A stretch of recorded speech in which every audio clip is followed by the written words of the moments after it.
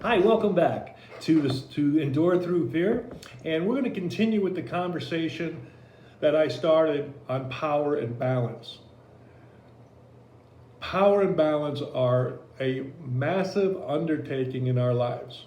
The choices that we make either put us in power or help us create balance. Choices will do that. Key decisions will do that. We have to understand the powers and the balances that our key decisions create. So let's give an example of power, and you're an athlete and you want to make the pros. You're going to make that choice to go ahead and build up your physical strength. You'll go to the gym all the time. You'll run laps. You'll go ahead and practice your foul shots. You'll do everything that can create you to be powerful. You will become a dynamic player as long as you are able to continue strength, growth, training, talent, and all the other physical requirements that allow you to go ahead and compete at a much higher level than the average person. But when you're not consistent, when you walk away from that training, that dedication, consequences happen and you become a little bit weaker. But then you go back to the gym and you work harder and you become powerful again. You become a force to be reckoned with. You are now more determined than ever because you saw what you were like when you started to slip away from being consistent. You became a little weaker. You went back to the gym. You've become a lot stronger. So now you are a strong player. The problem is that basketball is a team sport. You could be a great athlete, you could be a great scorer, and at certain levels that's all you'll need to get through, but eventually you've got to be a great teammate. You have to understand how to pass the ball, when to pass it, how to play defense, whatever it takes for the team to be successful. You have to be just as good at that part of your job on that basketball court. And part of your job is to be a great teammate. So you put all the power in to be this superstar, great individual player. But you need it to be a great teammate. And that being a great teammate is your balance. So you have the power of individual structures and success, and you have as a great teammate a balance so that you are able now to look at life through clear eyes and not frustration or stress. That's what power and balance is. That's how it can affect you in a positive way. When they are not equal, something is suffering.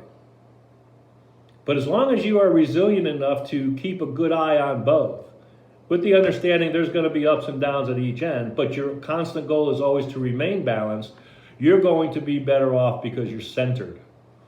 You understand that they equally are important, individual talents and being a teammate. In business, you have to be a teammate. If you're going to be around as a leader, you have to celebrate everybody else's successes as well as your own. You have to be the best at what you do, but you need to make others better than what they are. And your innate talents will allow you to grow the other people. Power and balance. Sharing of power creates balance. And you become really happy watching others succeed, by the way. In personal life, you could come home and you've got all the answers and you run your family like a military. Well, you're in power, but your family isn't balanced. You come home and you're just, really very, very stern, and you had a tough day at work, and all that energy is being brought over into the family, and they could have had a real great day, but when you walked in, you brought all that frustration from work. You're not balanced. You're affecting your family. You are now creating negative consequences. You need to be balanced. You need to be able to leave work at work and come home and be a better balanced individual for the betterment of your whole entire family, but more importantly, for your own experiences. You need to realize on what an impact you have as you enter, whether it be a boardroom or your back door. How you react to the situations will alter and create the balance of that situation, or you'll put it in balance. Your power of what you do will create your day and create the consequences and foundational habits. So power and balance are absolutely very key to understand. So what do you look at? How do you define power? How do you define balance? What are some of the things you can do? what are some exercises that you can perform? Well, the first one is to go ahead and put these things in order. Let's find out what power and balance are. Let's find out where you're at. Let's go ahead and make sure that some of these things that we're dealing with, you have to list out. I'm just going to give you a couple suggestions and create your own list.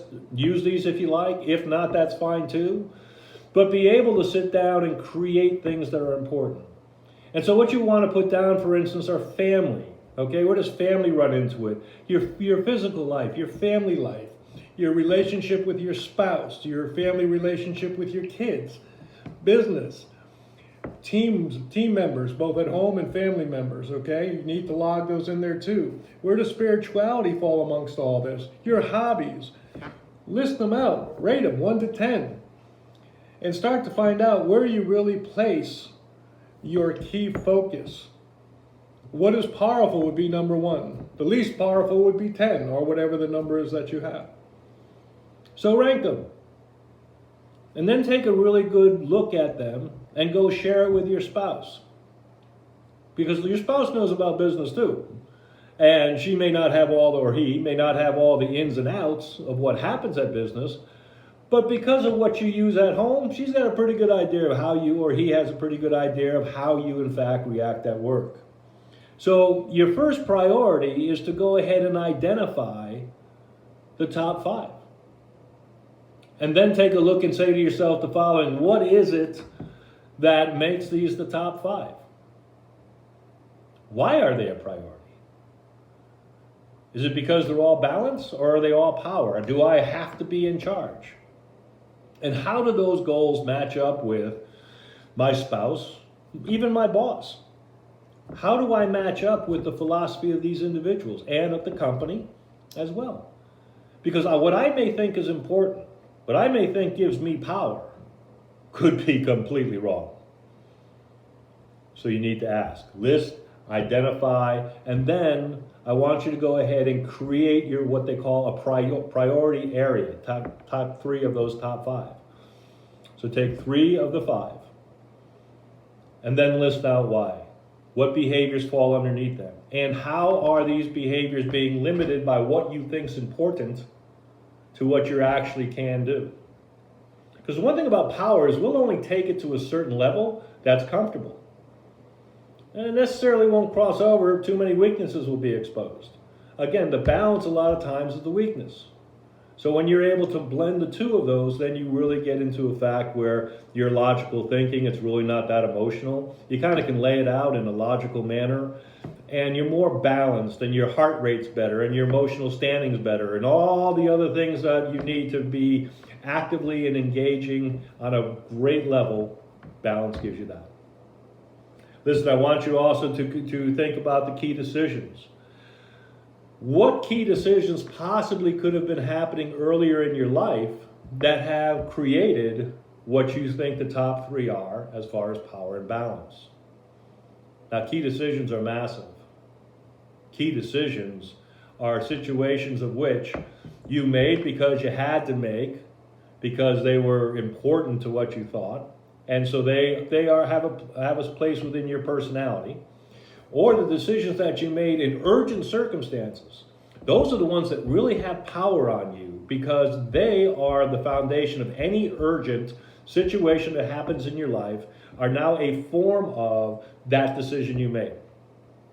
Now, crazy thing is that decision you could have made when you were 12. You just didn't have all of the decision-making tools you have today. So I want you to go back and talk to that 12-year-old. I want you to go ahead and just see where their head's at. Kind of see why that 12-year-old having a lot of fun and you're not. I want you to go back and look at that time in your life where it was very, very critical, that it was a very hard time.